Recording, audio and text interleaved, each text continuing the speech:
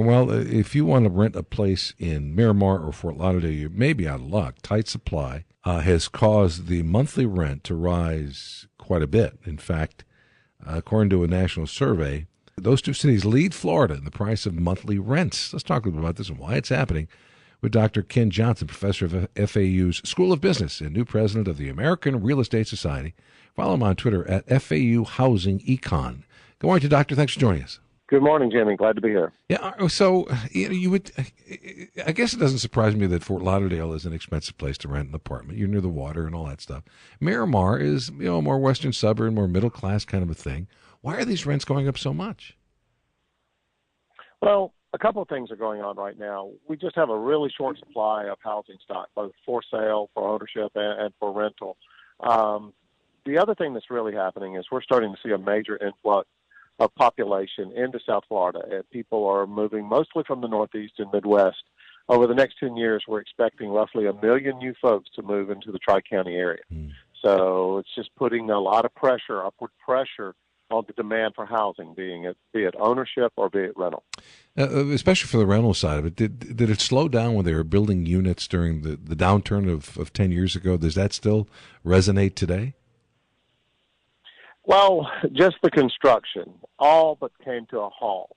And so we have this gap that's just hard to make up, where we should have been building multifamily, we should have been building single family, and we really just didn't build anything for a 6 or 7 year period there, or virtually anything. And this is still lingering around today. This is not completely unheard of. This has happened in the U.S. before.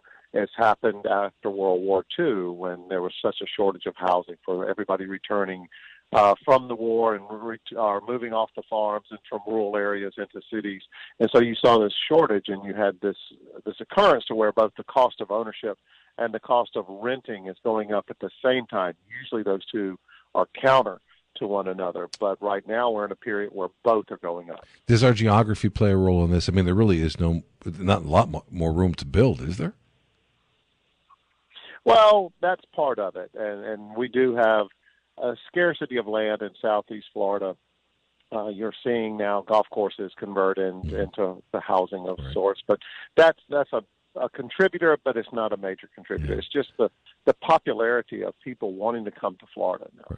Right. When you were talking about the Northeast and Midwest people moving down, the new tax laws where they're limiting the state and local tax deduction for people in high tax states, New York, New Jersey, places like that. Does that tend to, do you believe that will get the higher end of our market and rise because people will be leaving those states? I'm not really sure which end of the market will hit, but that's the proximate cause of what's driving this right now. The tax changes. People have been migrating to Florida anyway, but the tax changes, it's really become evident that, wow, I'm just getting a huge tax burden in New York State, so why am I not living in Miami? Right. And more people are making that change. So you would think it might hit the high end, but I don't know. I think the evidence is just suggesting right now that it's hitting all across the market. So right.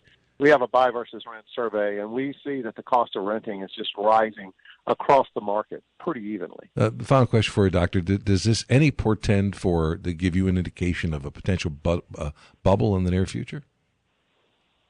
So that's one of the things we watch, Jimmy, is that, what's going to happen this time around? We're clearly near the peak of the latest housing cycle.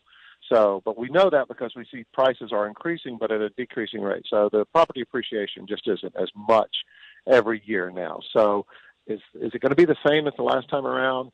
There's just no evidence to suggest that. We have an increase in population. We have great credit scores across the Tri-County area, perhaps the best that they've ever been in the 30 years of being measured.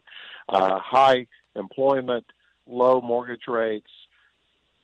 In 2007, it was the perfect storm. This is going to be more like a bad thunderstorm. Right, gotcha. So things are going to get a little choppy for a while, but I just don't anticipate anything like 2007, 8, and 9. Right. Well, Doctor, we know you're traveling. We appreciate you spending some time with us, and we look forward to talking to you again in the future. Thank you, Jimmy. You have a good day. We look forward to talking to you again in the future.